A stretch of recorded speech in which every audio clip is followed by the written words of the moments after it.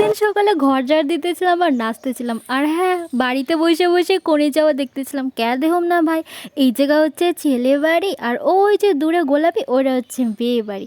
পরের দিন রাত্রেবেলা রেডি হয়ে গেছিলাম, কারণ আমার কোণে যাত্রী যাবো। আর কেমন লাগতেছি একটুখানি কয়ে দাও, ব্যাস তাতেই অনেক হ্যাপি আমি।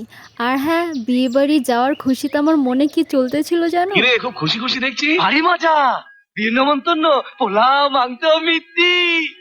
বিয়ে বাড়ি যাবো, খুব মজা। কি মজা, বিয়ে বাড়ি যাবো, বিয়ে বাড়ি যাবো। কিছুক্ষণের মধ্যে কোনে যাত্রী চলে এসেছিল, আর তার সাথে আমরা গেছিলাম বাসে, ট্রেনে, না না না না, চরণবাবু ট্যাক্সিতে হাঁটি হাঁটি পাপা করতে করতে পাশের বাড়ি। আর একটু হালকা করে দেখে নাও সবাই কেমন সাজছে, দেখে নিছো? চলো এবার ভেতরের প্যান্ডেলটা দেখো। আমি কবে থেকে ভাইবা রাখছি আমার বিয়ের প্যান্ডেল এরম করে করুম, আমি ছাড়া সবাই করে নিতেছে। এরপর আমাকে মিষ্টির প্যাকেট আর জল দিয়ে দিয়েছিল, আর আমি পুচকুটার সাথে একটু হাঁটি হাঁটি পাপা করতেছিলাম। এটা হচ্ছে কোনের বোন, ওটা তো ওয়াও ওয়াও লাগতেছিল সেই দিন। এরপর গিয়েছিলাম স্টলে ভিড় জমাইতে।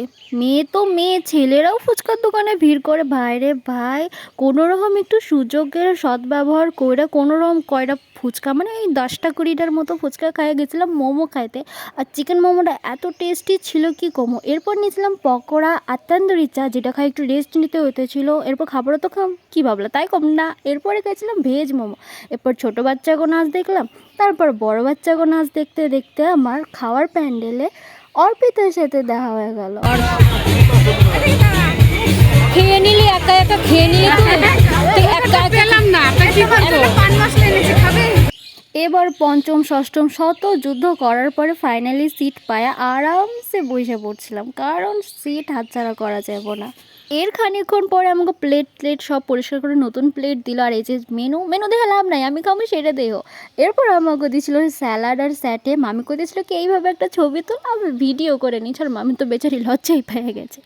চলো, স্যাটে খাইতে খাইতে চলে এসেছিলো রুমালি রুটি, আর এটা কী ছিল ভগবান জানে। এরপর হচ্ছে পোলাও, তারপরে ভাত, মাংস, চিলি পনির আর ফলের চাটনি তো আমার সেই লাগে। আর সব কিছু এত মিষ্টি ছিল, ঠিক করে না খাইয়ে পারতেছিলাম না। এটাই ভাবলাম যদি দিদি দূরে বিয়ে করতো আর খাবার এত মিষ্টি হতো, আমি তো বমি করে অস্থির হয়ে যেতাম, খাইতাম কি। ভাগ্যিস কাছে বিয়ে হয়েছে। রাত্রেবেলা বাড়ি এসে শুয়েই পড়ছিলাম, প্রায় 12টা কি 12:30 বাজে। উইটা দিয়ে বাবা এগো ফটোশ্যুট চলতেছে। এর খানিকক্ষণ পরে প্রায় 1টার দিকে এবার দিদিও এসে ফটোশ্যুট করতেছে, আর আমি লুকাই লুকাই জানলা দিয়ে সব দেখতেছিলাম আর মজা নিতেছিলাম।